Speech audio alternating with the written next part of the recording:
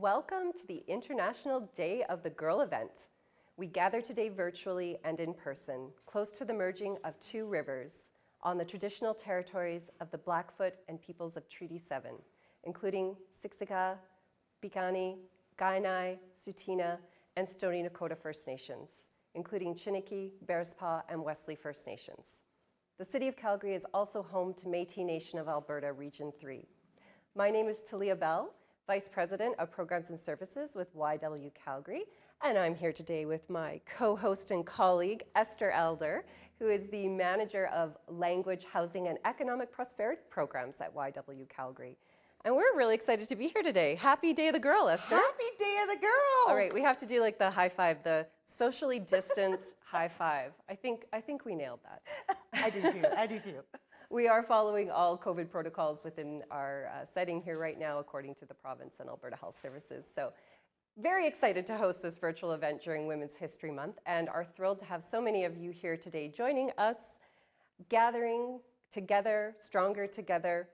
And this is our YW's second annual International Day of the Girl event. And very honored to be able to take a shout out to women and girls in our own city and around the world. And we have some fantastic speakers today, don't we, Esther? Oh, fabulous, so inspiring. Why don't you tell us a little bit about what you've been up to in the area and the team in the area of economic prosperity at YW? Oh, I'd love to, and there's so much to actually share that we're so excited about. So thank you, Talia. So our focus at YW has long been to ensure women and their families are safe, have access to what they need, when they need it, and have the skills and confidence to thrive. We also believe we have a role in advocating for and with women and gender diverse individuals to create a brighter future for everyone. For more than a century, YW Calgary has focused on making girls a place where women and girls are safe, have opportunity and choices. More recently, through our new strategic plan, we have begun to deepen our focus on supporting women to succeed economically and prosper, to empower her to make her own choices. You know, it's interesting and critically important work when you consider that the pay gap in Alberta between men and women is 40%. It's the highest in the country, and the gap is further widened when looking at racialized, Indigenous, and LGBTQ2S+ women. Looking at Canada, Canada's wage gap is the third highest out of the OECD countries. If ranked separately, Alberta would have one of the highest pay gaps of all. The YW Women's Economic Prosperity Programs aim to address the barriers of women in today's economy and to mobilize lasting, inclusive, and sustainable economic growth and poverty reduction in our city. So one or two things that we're tackling right now. We can do it together.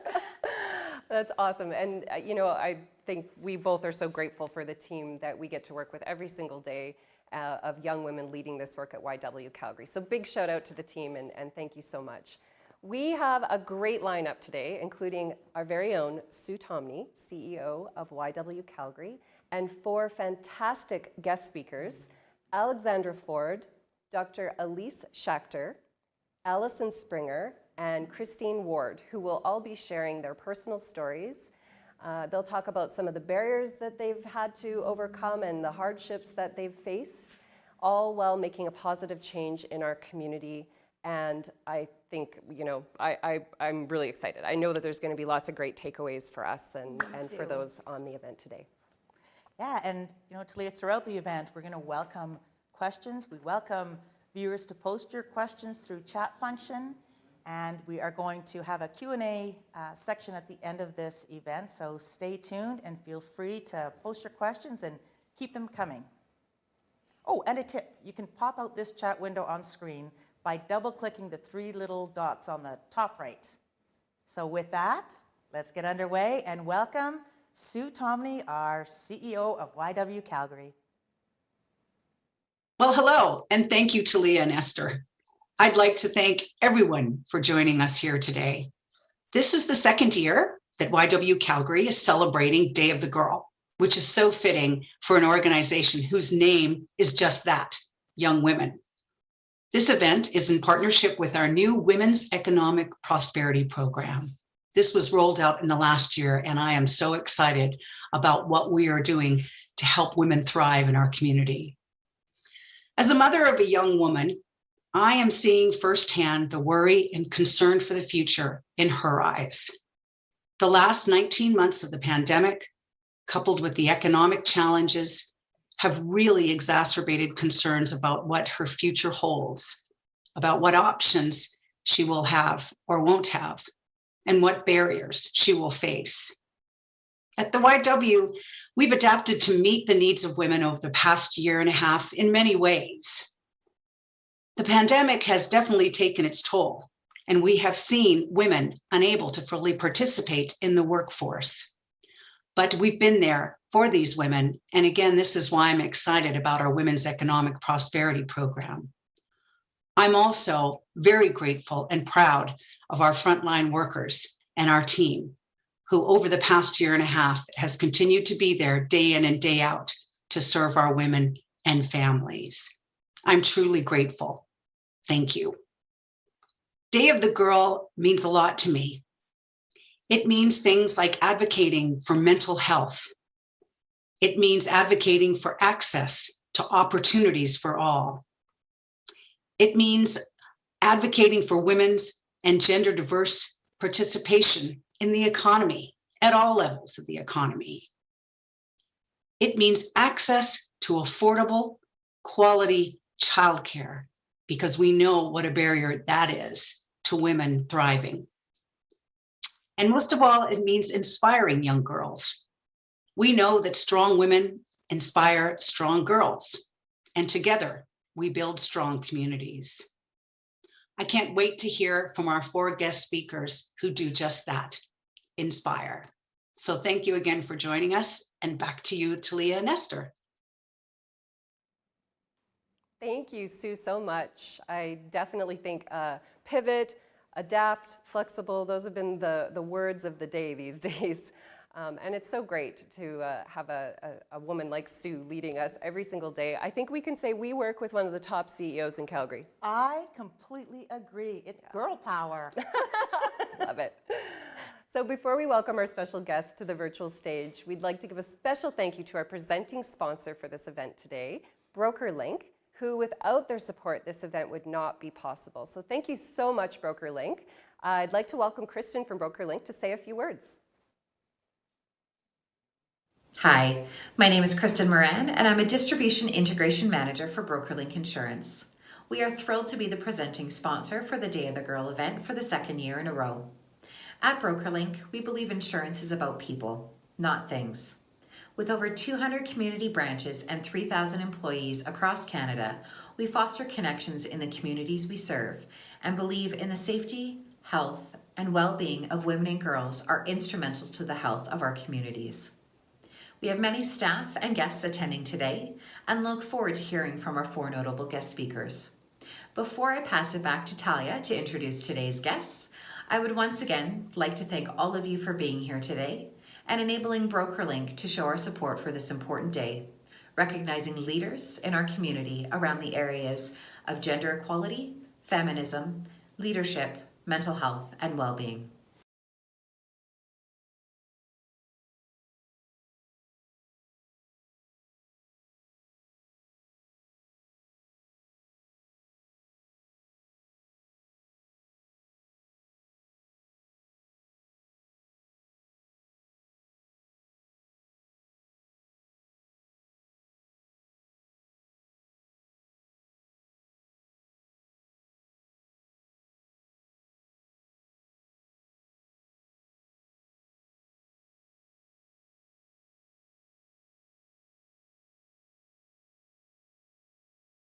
As Esther mentioned, those 3 little buttons that you can double click and pop out the chat function, and share your comments and ideas and questions that you have while the speakers are talking, and we will address those questions in the Q&A section after the presenters. Launching conversations is also super important, and we are excited to see what kind of discussions and conversations do launch from this event today. And social media is certainly one of those areas where we are asking you all to expand on these discussions. And you can follow at YW Calgary on Twitter, Facebook, and Instagram. And please tag us and use the hashtag YW Day of the Girl. So looking forward to that in your posts. Now, the moment we've all been waiting for, the voices of the women that are here to speak today. Yeah. Voices of these women are critical in building resilient girls and communities. And you're right, that's exactly why we're gathered here today. And I'm super excited to invite our guest speakers to first share their personal stories of overcoming barriers and leading change in gender equality, feminism, leadership, mental health, and well-being. We are so thrilled and incredibly grateful to have you joining us today. So our first speaker we'd like to welcome is Alexandra Ford. Alexandra, over to you. Welcome. Hi, everyone, and thank you, Talia. My name is Alexandra, and I'm an independent contractor who works with NGOs and government organizations to really provide survivor leadership and insight into their organizations when they're working specifically with anti-trafficking work. I also am running, and I kind of am known as the laughing survivor. And the reason for that is because I've really found a way to use humor to help me share my story and to really connect with people around difficult subjects.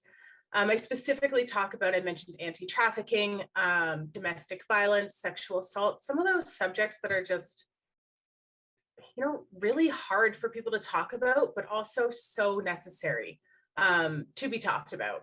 So my story starts when I was about 11 years old, I'll say, because it really gives you that insight. I was a helper early on, and I wanted to get involved. So two friends of mine and I started the first chapter of Free the Children in Oakville, Ontario. Free the Children then became known as We Organization, run by Craig Heelberger, who is that first, the boy in the article I first heard about.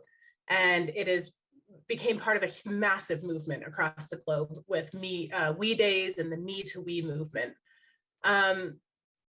Unfortunately, when I was about 13 years old, my best friend's uncle began sexually assaulting me.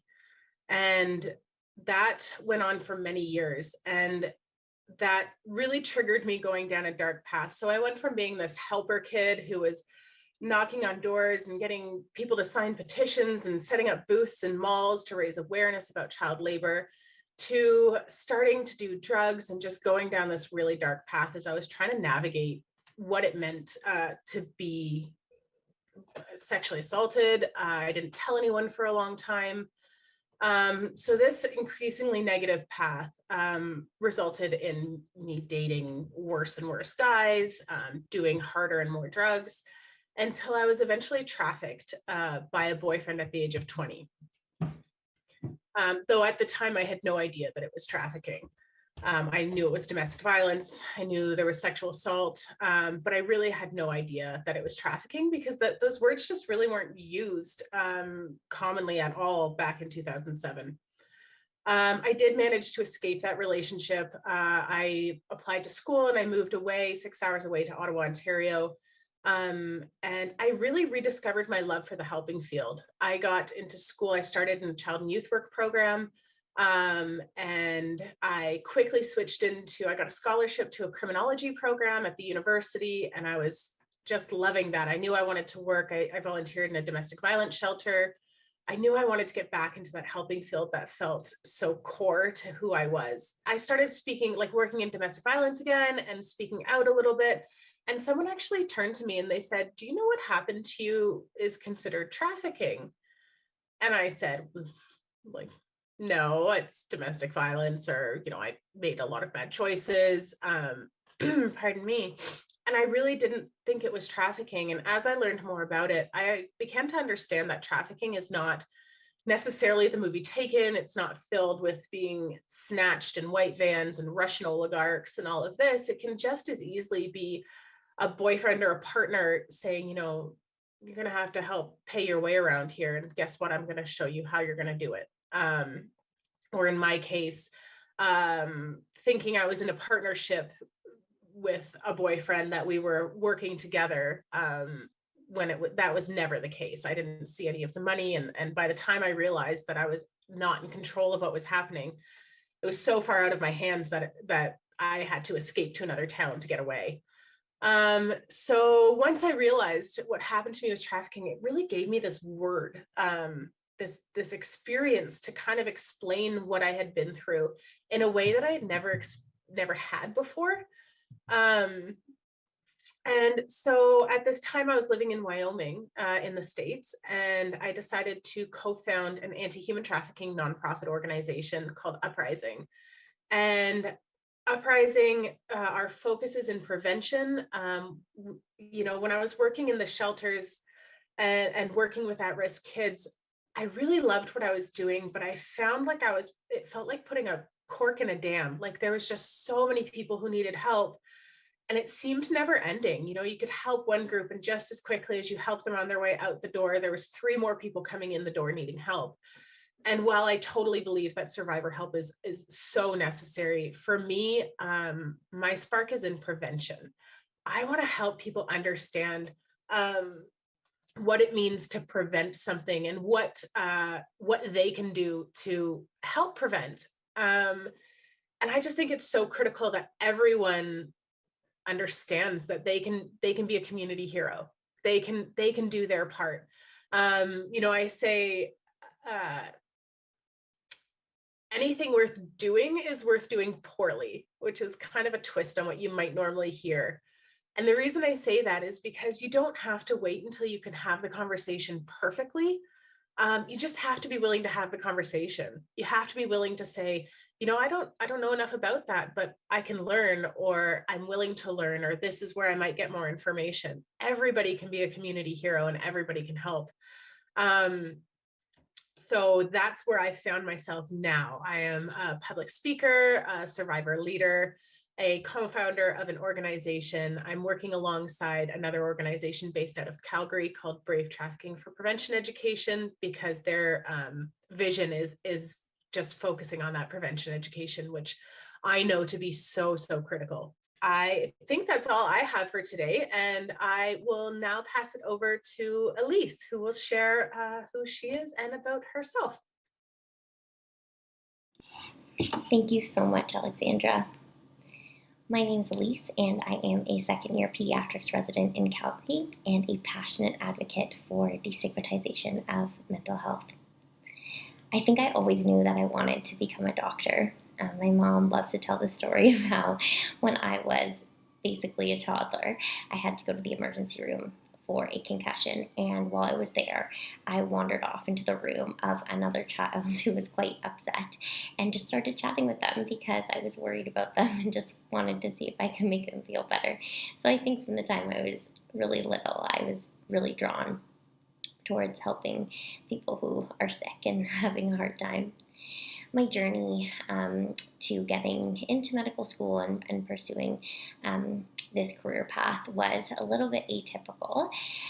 I developed pretty severe obsessive compulsive disorder, so a challenging anxiety disorder, when I was a child, and this persisted into my teenage years and actually resulted in me not being able to complete high school. And because of that, it was challenging because, of course, you sort of need high school and undergrad, and then you start the really tricky process of applying and getting into medical school. And so I worked for many years to get my OCD under control as a teenager. And once I was doing better, I was able to return to adult high school to complete my high school credits in order to apply to university, which was definitely a challenging road.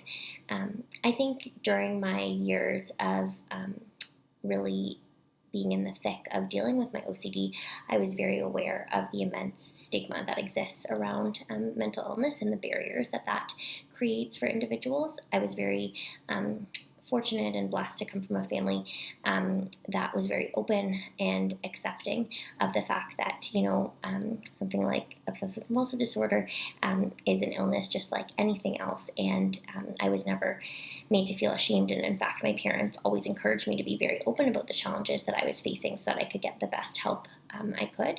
But I realized at a very young age, that for many people, especially young people, this wasn't the case, and they didn't feel like they could speak openly about the challenges they were facing, and that resulted in a lot of barriers for them in getting care. And so I started as a teenager getting into advocacy work surrounding mental health education and destigmatization, and was very fortunate to have the chance to travel around Canada and the US, speaking to thousands of people from all walks of life, students, physicians, police officers, educators, policymakers, about the importance of destigmatizing mental illness in the ways that we talk about it, in the policies that we have, in the ways that we approach it in our day-to-day life. And that was really formative for me, and I think it really taught me a lot about the power of advocacy and the importance of, really pursuing causes that you're passionate about. I think for me, now having completed medical school and being in my residency training, I'm really struck by how fortunate and privileged I am to be pursuing my dream. I think there were many moments for me where I wasn't sure if I would get to where I wanted to be, given that the challenges of not having things go according to plan, with needing to stop high school, needing to get lots of support for the difficulties I was facing, sort of derailed what I thought my path would look like. But I think a really important lesson that I've learned is that everybody is on their own journey, as cliche as that sounds. And I think it's really important to remember that you are worthy of pursuing your dreams, even if your path doesn't look as similar as you expected or similar to those around you.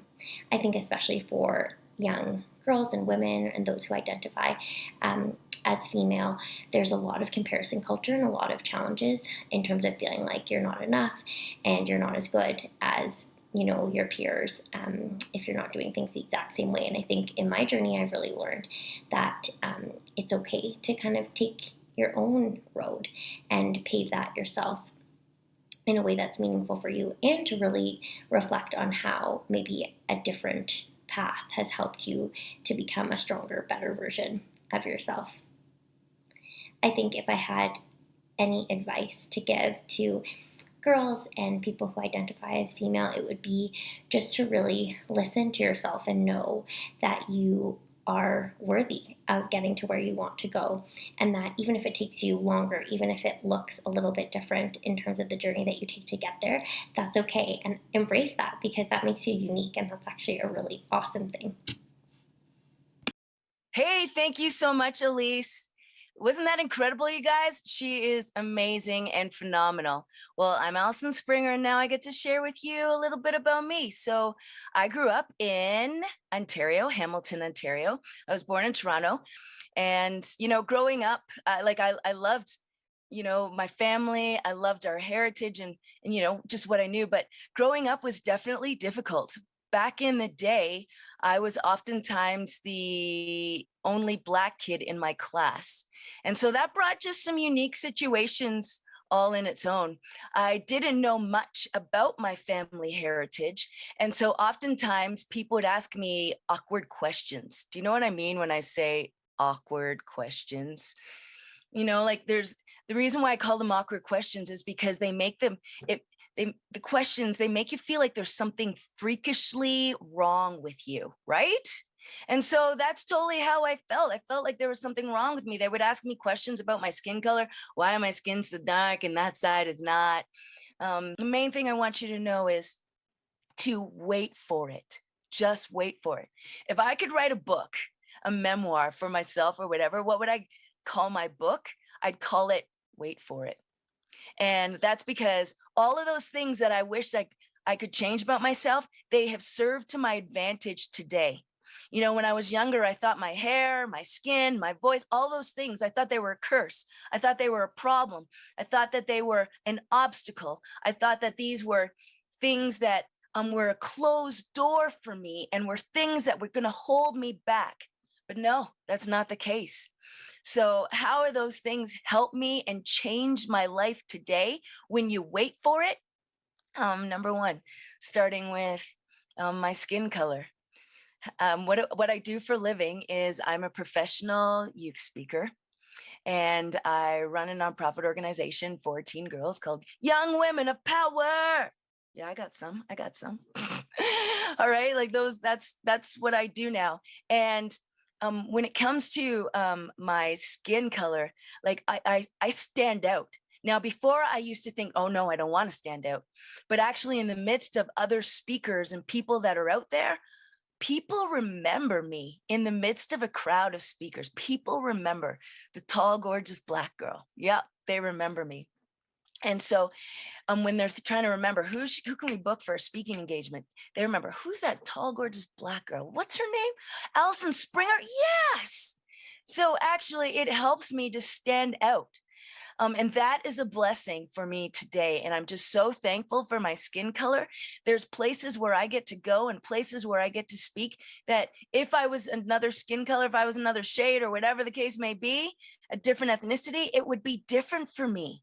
But my skin color today opens doors for me. Ladies, there's physical things you wish you could change about yourself and then you can't. Beautiful, beautiful females. All I say to you is just wait for it. One day, things will change. The second thing that I wish I could change about myself was my voice. I wish I could change my voice because I always got in trouble. Well, did you hear what I do for a living now? I'm a professional youth speaker. You know what that means? People pay me to talk. It's true. They pay me to talk.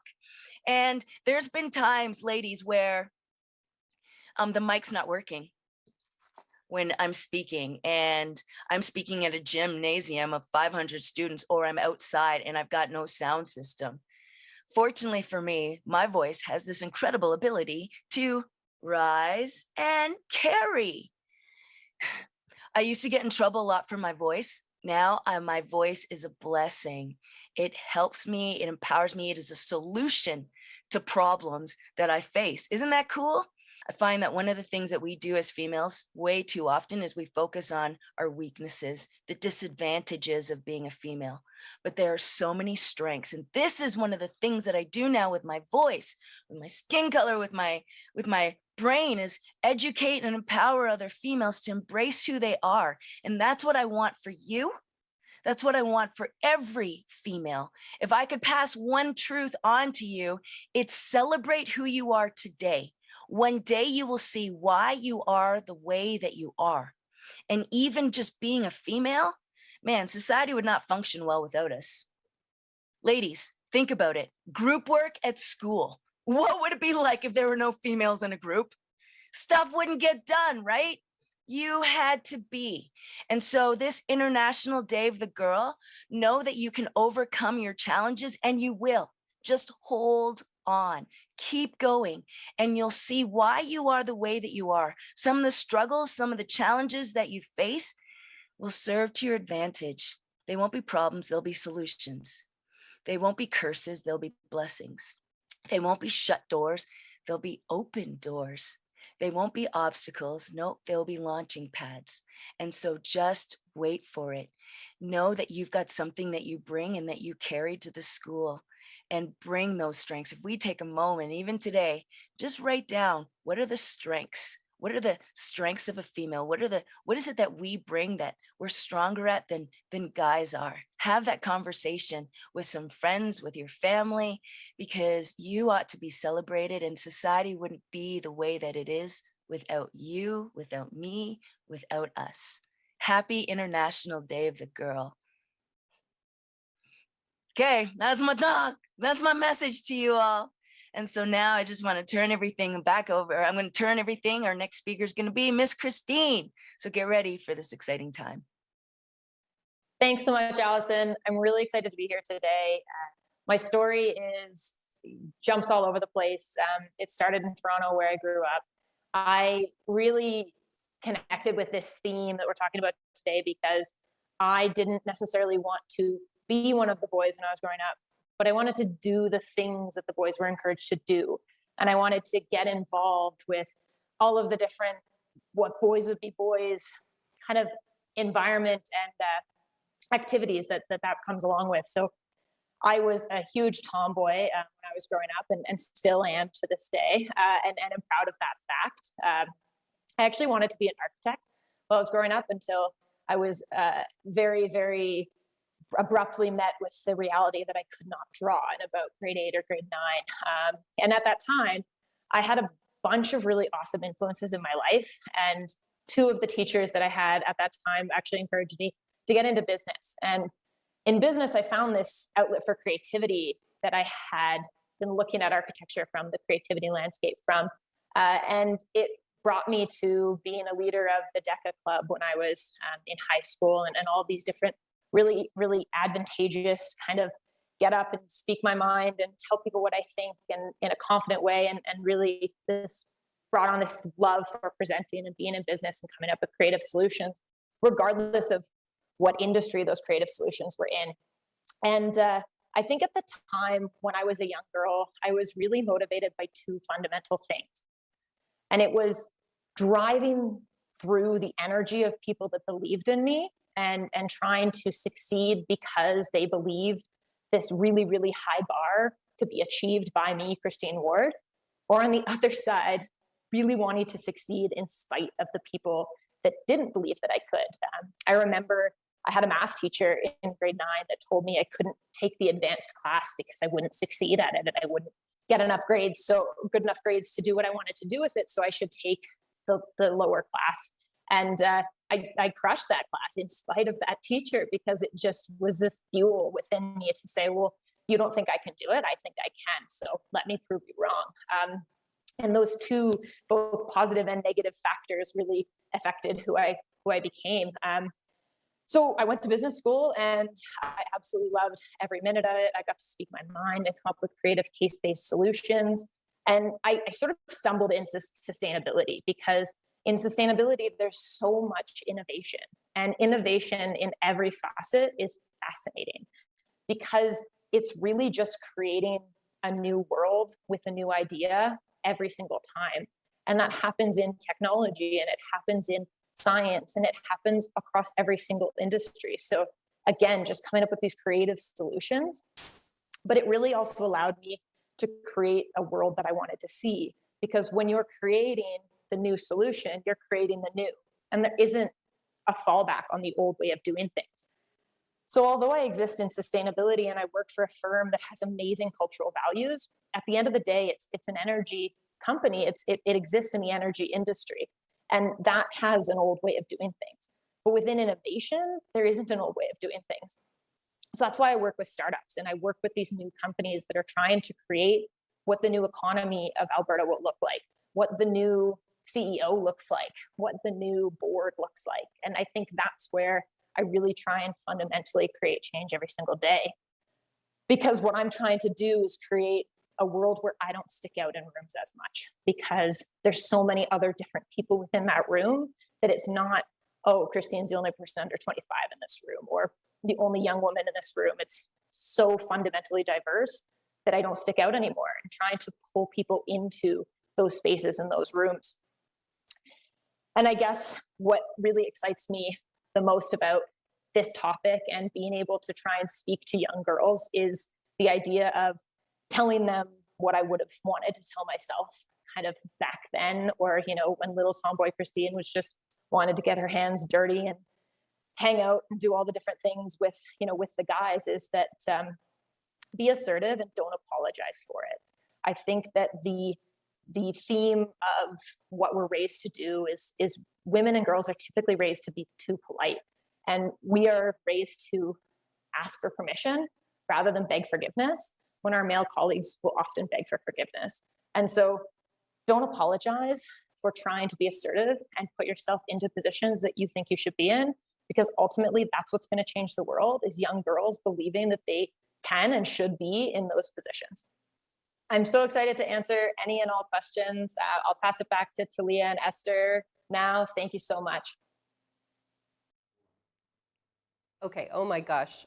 Is everybody leaning in right now at home on their chair? Yes. That was fantastic. Thank you so much, Alison, Christine, Alexandra, and Alyse. We're truly humbled by your stories. And I'm going to steal Alison's words about phenomenal and amazing, like truly every single one of you. Thank you so, so much. Yeah. Before we shift to our question and answer period, and thank you to those who have put your questions in, feel free to keep putting them in if things are coming up. Just a quick thank you to BrokerLink, our presenting sponsor, and to TD Bank Group, who also is sponsoring and making this day possible. So thank you to you both. Thank you to you all for watching. Your support of this event raises much needed money for YW Calgary, and all of the funds raised go directly to programs and services here at the YW, helping women and families to thrive. So thank you so much. If you'd like to offer further support, there is a Donate Now button on your screens that you can select. So with that being said, I think we need to get into this question and answer. And so as we move into bringing all of our lovely speakers up on the screen, Esther, what stood out for you today? Oh, such compelling stories that elicit hope and courage. And I love, you're worth it. For everybody watching, you are so worth it. Hang in there.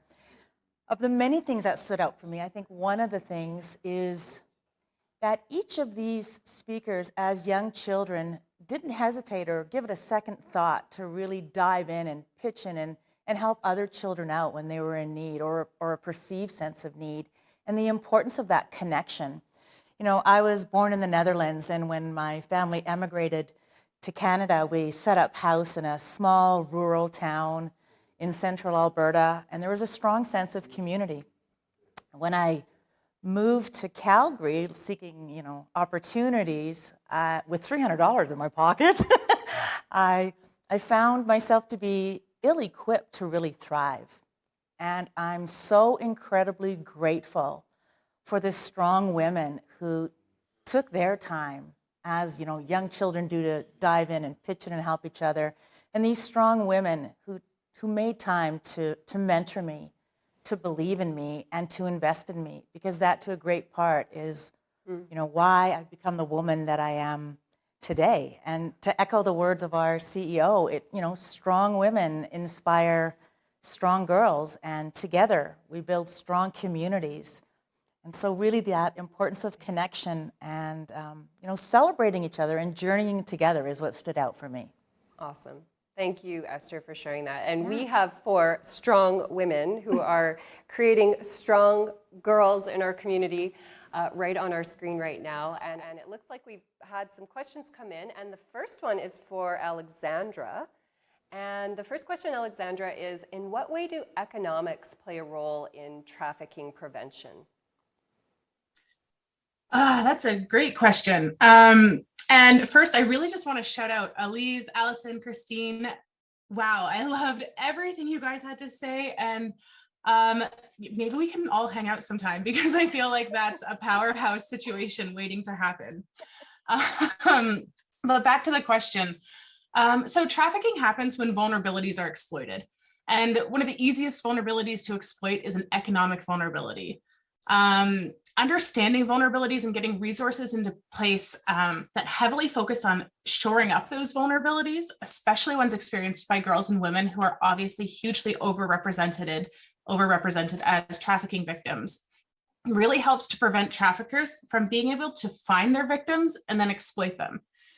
Basically, we, the good guys, need to focus on growing and building the economic prosperity of vulnerable populations through sustainable sources like training and education. That way, these populations are less likely to be exploited by traffickers who are promising the same economic growth, but are really delivering exploitation. Excellent. So, I mean, we couldn't have staged that better in terms of building economic prosperity being so critical. And of course, our women's economic prosperity work, I know we see that as such an overarching strategy and critical to the well-being of girls and women in our community. So thank you so much for that response. Yeah. And now we have a question for Alison. And Alison, your story is so inspiring. And you chatted a bit about how you perceived some of what are now your strengths as weaknesses previously. And as we grow and as we learn, they're identified as strengths and how they really empower us. And we're wondering, do you recall a tipping point? What turned the story around for you? Cool. Well, first of all, I want to say, go girl! Woo! I love it. Yeah, no, there's, I don't know if there's just one, but I remember a significant time in my life. It was when I was a young adult. And one of my young adult mentors, he came up to me and he grabbed me by the hand and he said, Springer, you're a powerful woman. And I was like, who are you talking about? Who? Because I was that clumsy girl, awkward, big feet, bigger than my body, and was tripping all over the place, and I know there's people that can identify with that. And so I didn't know who he was talking about. But every Monday that I saw him, he would grab my hand, look me in the eyes and say, Springer, you're a powerful woman. Springer, you're a champion.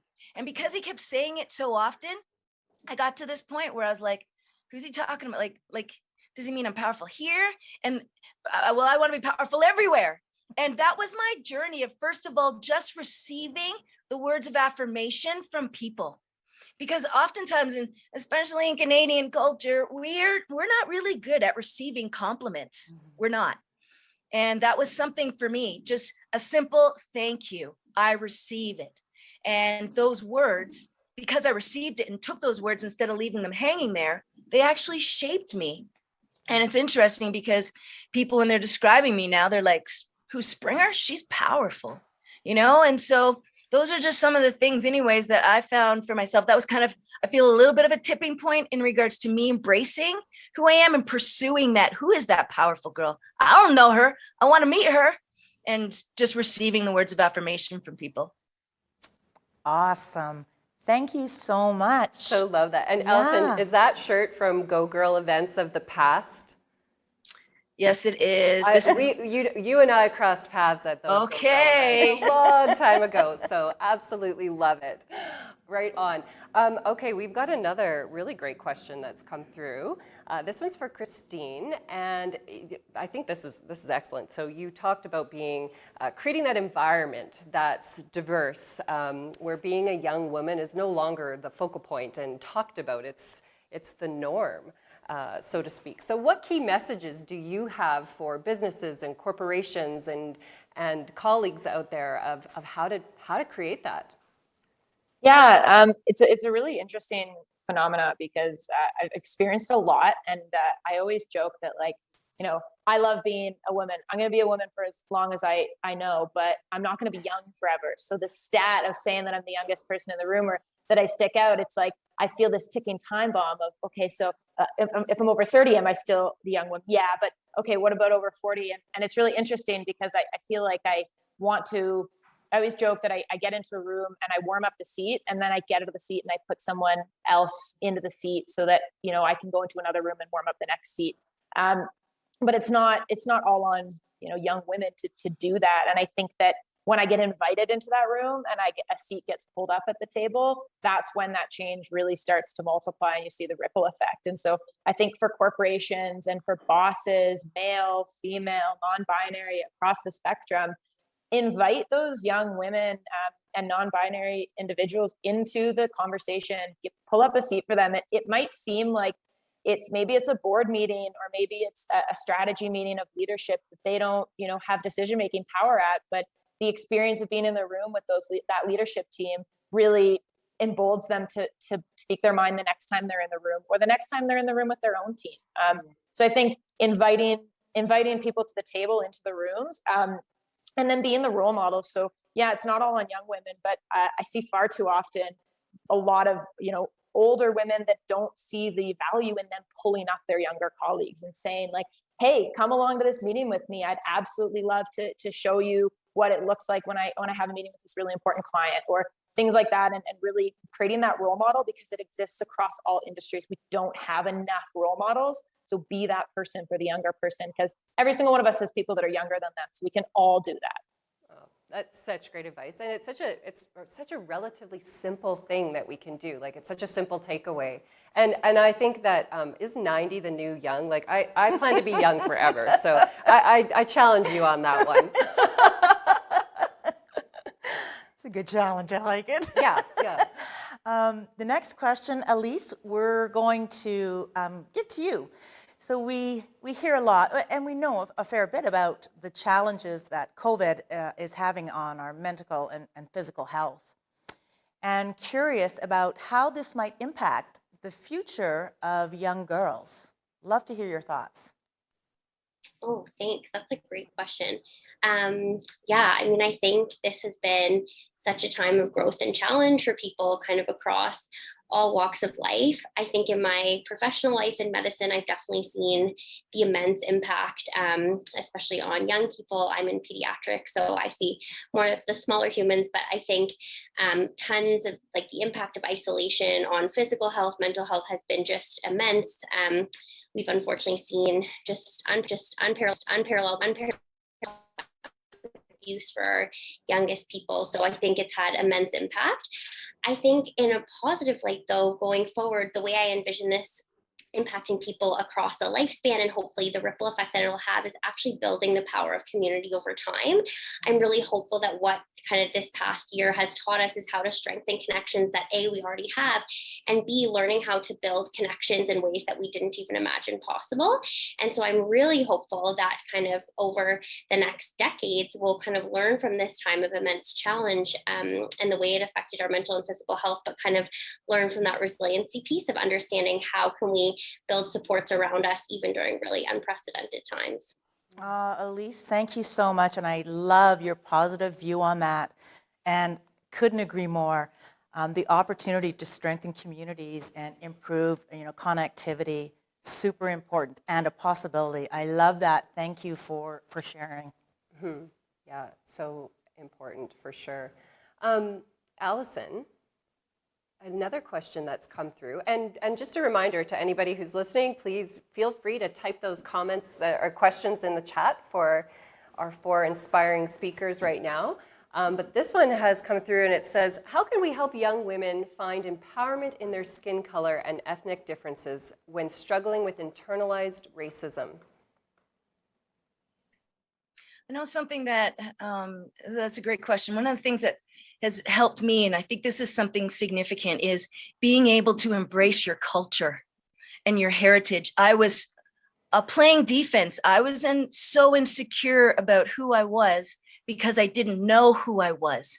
And I know there's new immigrants that come to Canada and they just want their kids, okay, just blend in, quickly learn English. We don't need to teach you your other language. And it just creates insecurity. The moment, and not everybody can do this, but I know things changed for me the moment I stepped off the plane, and it was my first time that I had ever visited Barbados.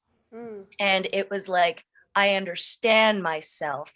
And it changed everything. And then I had confidence because here in Canada, everybody is so diverse, right? And especially females, we come in different shapes and sizes. When I go to Barbados, so many of the females have got butts like this, It's true. And I'm not, anyways, I felt comfortable in my own skin because there were many of us, and I understood where I was coming from. In the midst of racism that's taking place, having that strong foundation, knowing where you come from, taking pride in your family culture, in your heritage, allows you to stand up to people and speak truth, not just speak truth, but to speak up, because there's a lot of females that don't. And part of it has to do with the insecurity of not knowing where you come from and being proud of it. Wow. That makes me want to go check out all the places I'm from. It's the importance of roots and culture, though. Absolutely. I love it. It's true. Yep. Important part of community, yes.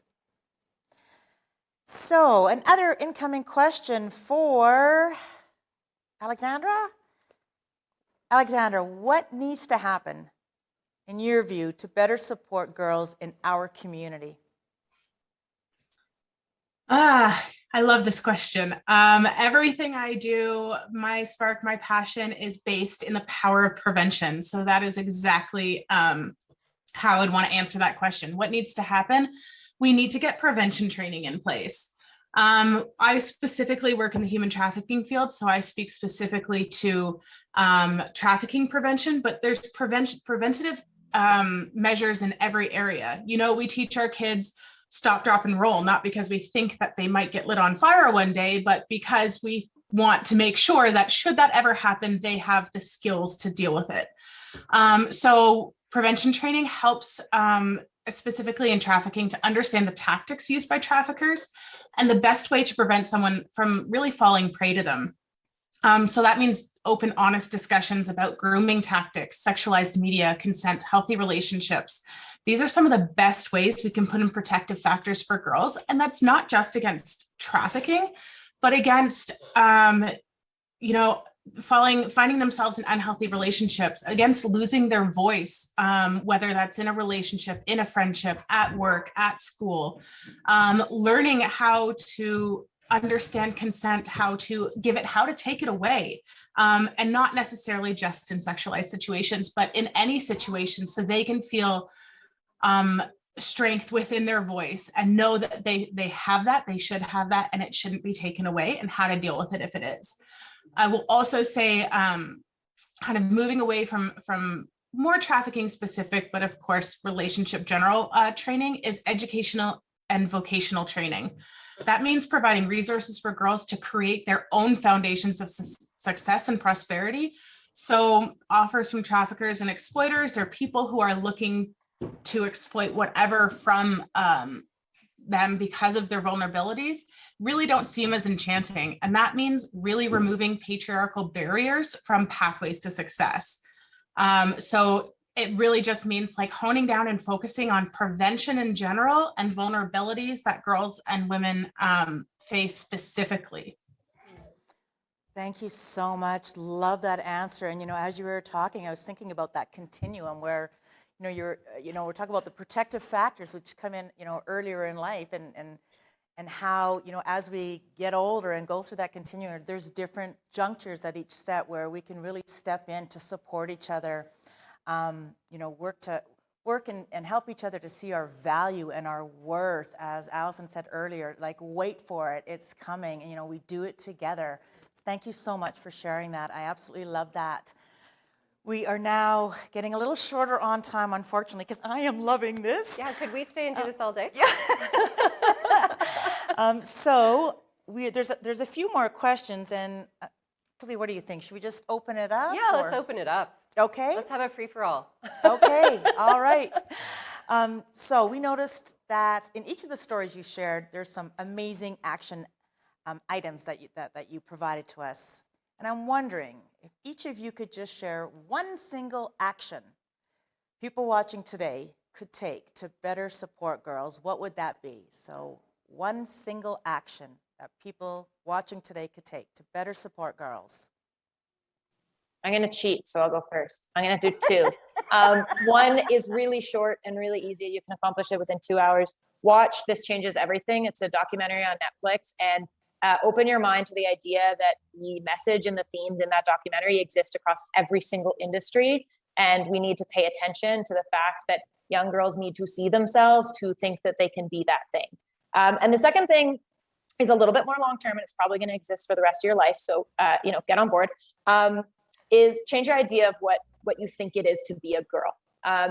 Start by opening that, start by being more inclusive in that, because putting people into boxes is never a good idea. We've seen time and time again, whether it's the stock market, your company performance, or just a general group success, diversity of thought, diversity of different people and life experiences is the number one distinguishing factor. So just open up the idea of like what you think a girl is, whether you just had a baby and they're a girl, or you have a 26-year-old like my mom watching this right now. Redefine what you think that a girl is, because that's where we're going to see this change happen, and let girls be whatever they want to be without having that definition in any way, shape, or form set in stone. Alison's loving that one. I'm with you, Christine. I'm with you, girl. One of the talks that I do, I talk about how inside of every female, there's the princess side, the royalty side, and the wild side. And the diversity of how that's expressed is so unique to everybody, and so I'm with you. I'm with you, Christine. One of the things that I would, in regards to action items, would be embracing who you are and complimenting other females. Okay, now it might sound kind of superficial, but really, honestly, the female's Achilles heel is self-image. That tends to be our Achilles heel. Females do stupid stuff, say mean things because of insecurity. And it's easier to see the beauty in others than it is to see it in ourselves. And so if we could take a moment, like when I'm in the stores, if I like a lady's haircut, I'll just say, I love your haircut. Instead of keeping it to myself, I tell her so that she's not like, oh my goodness, I didn't wash it in 3 days, but she's just like, oh, really? Okay. And so helping each other see our beauties, because it's about the confidence piece. The places females will go when they are confident in who they are. And so let's be generous with words of affirmation and instead of competing and comparing. Excellent. Wonderful. Yep. Royalty and wild. That's what I took away. Oh, sorry. No, and some. I just want to say your hair looks great today. Oh, thank you. I love your blazer. Oh, thank you. Alyse and Christine, what about you? Or sorry, yeah. I think I love that, Alison. Oh yeah, that's so good. I think for me it would be starting from a young age, kind of like normalizing this idea that everybody's journey can be different, and that's okay. I think we're taught a lot of things about a linear path, and Christine kind of touched on this so beautifully as well, but this idea that people should and can only fit into kind of one path, one box. And I think it's super important. I think for me, like, I'm really struck every day if I hadn't had a family who encouraged me to still pursue my dream of, going to medical school and pursuing this career in medicine. I probably wouldn't have thought I could have, because you're taught, if you don't finish high school, you probably can't go to medical school. And so, but because I was taught that there are many different ways to get to one final destination, I think I had kind of that courage to do that. But I think we really need to shift how we talk to young people about what accomplishing their dreams looks like, because we're fed a lot of messages, and especially with social media and all the comparison that happens, it's important now even more than ever to make sure that people know that there can be a lot of different ways to achieve an end goal. Excellent. And Alexandra, last but not least, one action. One action. I loved everything all of you ladies said. So thank you for that, because I'm frantically writing notes like, yes, remember those. Those are great actions. One I would suggest is check your language. This is something everyone can do. You can do it immediately. Drop tropes from your language, like throws like a girl or any other seemingly harmless thing that refers to girls or women in a negative light. Don't say girl when you're speaking about a woman. Don't make sure your language isn't diminishing girls and women's accomplishments. I've got introduced at my own business opening as this little lady before, which was not something I loved. But these small changes, just little words you can change, they might seem really small at first, but they add up. And when we change our language and when we hear other people change their language, it really changes how we perceive ourselves, how others perceive us, and how we perceive others. Those little changes, they add up over time, and they're really going to help build those things like confidence and understanding that all the other women we're talking about. Oh, fantastic. How quickly we run out of time. I think we could talk about actions and ideas all day long. Yes. But we just want to take a moment and say thank you so much to you four fantastic, fabulous women making a difference in our community every day. Thank you for being part of the conversation. Mm-hmm. There are some resources that are popping up on your screens right now for those of you tuning in virtually, including our 24/7 support line, our Calgary counseling access, and something that's not listed is 211, which is just a really great resource in our city that can connect you to the myriad social services in the community. And we all work together to make sure that people get to the right places and the right resources that they need. Mm-hmm. Yeah. And all of our speakers donated their time today. So again, thank you so much for that. Again, our event sponsors, Butcher Broker Link and TD Bank. Absolutely. We couldn't have done it without your support. And I feel so inspired just listening to all four of you speaking today.